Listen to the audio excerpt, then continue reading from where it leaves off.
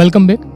حج کے حوالے سے ہماری یہ ٹرانسمیشن جاری ہے۔ پہلے سیگمنٹ میں ہم نے حج کی عبادت کے حوالے سے ڈسکشن کا آغاز کیا اور جاننے کی کوشش کی کہ حج کے فریضے سے کیا رب تعالیٰ کا مقصود ہے انسان کے ساتھ، اور وہ کیا چاہتا ہے انسان کے تعلق کے حوالے سے اپنے ساتھ۔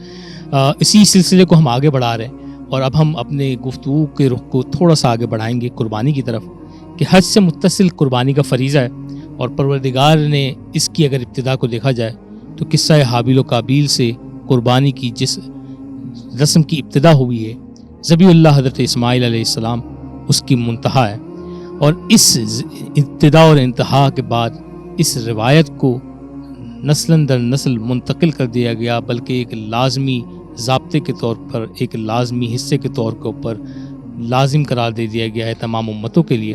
تو پروردگار اس قربانی کے مقصد سے جو کچھ اللہ تعالیٰ نے اس میں مقصود کیا ہے اس کے حوالے سے ہم کچھ چیزیں جاننے کی کوشش کریں گے، اور ساتھ ساتھ ہم ذبیح اللہ حضرت اسماعیل علیہ السلام کی اس قربانی کے حوالے سے بھی جو جدید ذہن کے سوالات ہیں وہ ڈسکس کریں گے۔ لیکن میں چاہوں گا کہ ہم اولاً قربانی کے حوالے سے جو ہے وہ مولانا حسین مسعودی صاحب سے گفتگو کا آغاز کرتے ہوئے کہ یہ قربانی کی اور حج کی جو ہے آپس میں کیا ایک ربط آپ سمجھتے ہیں، اور پروردگار کا کیا منشا ہے جو اس نے قربانی کی رسم کو جو ہے وہ روا رکھا ہے۔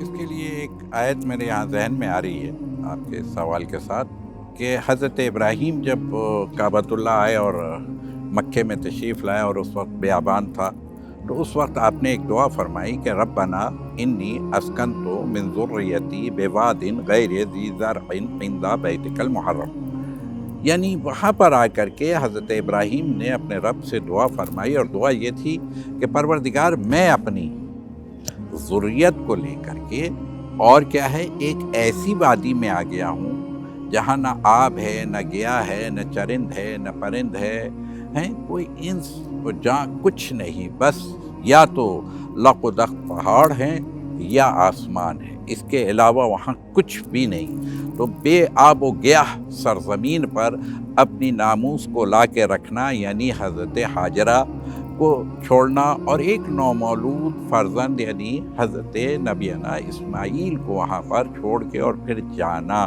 یہیں سے اگر ہم دیکھیں تو قربانی جس کی بات آپ کر رہے ہیں، میں کہوں گا کہ قربانی وہ والی قربانی جسے ہم اور آپ پہچانتے ہیں، اس سے بڑی قربانی یہ تھی۔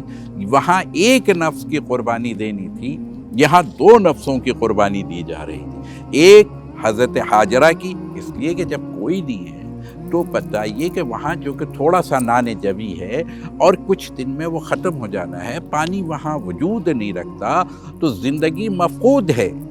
وہاں زندگی کا پھر وجود ممکن نہیں ہے کہ جہاں پانی نہ ہو، جہاں درخت نہ ہو، جہاں کھانے پینے کی کوئی اشیاء نہ ہو، جہاں کوئی انسان نہ رہتا ہو، نہ کوئی بستی ہو، نہ کوئی سایہ تک نہیں تھا، یعنی سائے کے لیے بھی کوئی چیز نہیں ہے، ایسی جگہ پر چھوڑنا یہ ہے قربانی۔ لیکن جس قربانی کی بات آپ نے کی تو پھر میں کہوں گا قربانی تو حضرت حابیل اور قابیل سے پہلے جو قربانی اصل میں خدا نے مانگی وہ بھی کیا تھی، کہ کہتے ہیں نا کہ خداوند عالم نے یہ انسان کو جو ہے، یہ جو اس کی پیدائش ہے، اس کو پیدا کیا تو کیا ہے، اس کا مقصد کیا تھا جن اور انس سے؟ صرف اور صرف عبادت مقصود تھا۔ لیکن کیا ہے، عبادت میں جب اس نے پہلی قربانی مانگی ہے تو کیا ہے، سجدے کی قربانی تھی، کہ تم اب تک میری طرف سجدہ کرتے تھے، لیکن اب ذرا اپنے نفس کو قربان کر کے میں جدھر اشارہ کر رہا ہوں، میں جس کو چاہ رہا ہوں اسے بھی ذرا پیشانی لگا کے دکھاؤں۔ تو وہاں پر آ کر کے نفس نے قربانی نہیں دی، اور جب نفس کی قربانی نہیں ہوئی تو وہ راندہ درگاہ بھی ہوا، وہ مردود بھی ہوا۔ اور پھر اس کے بعد حضرت آدم، یعنی جب 4 آدمی کی صرف یہ دنیا تھی، 4 اشخاص اس دنیا میں ہیں، یا حضرت آدم ہے، یا حضرت حوا ہے، یا حابیل ہیں اور قابیل، اور ایسی صورت میں کیا ہے، 1/4، یہاں توجہ کی طرف میں مرکوز کرانا چاہوں گا، 1/4 انسانیت نے 1/4 انسانیت کو قتل کر دیا۔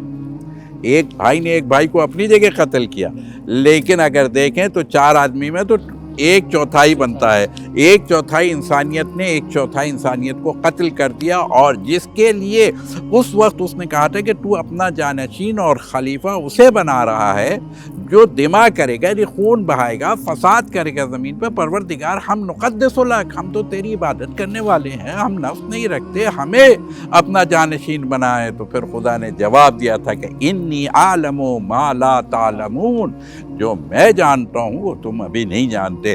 مجھے نہیں معلوم کہ وہ کون سی ہستیاں تھیں، شاید پھر میں اگر بات کو آگے بڑھا دوں تو پھر وہ نظر آئے گا، چاہے وہ حضرت نوح کے ہوں، کہ حضرت یحییٰ کا ذکر کروں، کہ حضرت زکریا کا ذکر کروں، کہ حضرت موسیٰ کا ذکر ہو جائے، کہ حضرت عیسیٰ کی بات آ جائے، یا اور آگے بات پہنچ جائے تو میرے رسول اکرم صلی اللہ علیہ وآلہ وسلم کی ذات گرامی، جو کائنات کے لیے رحمت بنا کر کے رب العالمین نے ہمارے حوالے کیا۔ اللہ اکبر، وہ منزل۔ لیکن ان کی قربانیاں کیا ہیں؟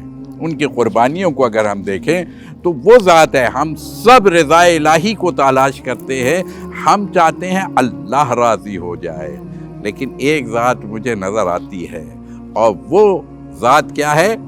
یعنی اگر ہم آیت کو بھی لیتے ہیں نا تو یا ایتھا النفس المطمئنہ ارجعی الی ربک راضیۃ مرضیہ، یعنی تم اس سے راضی ہو، وہ تم سے راضی ہو۔ لیکن جب اپنے حبیب کی طرف بات آئی تو وہاں پر ان کے لیے کیا کہا؟ وما، ہم نے آپ کو کیا ہے؟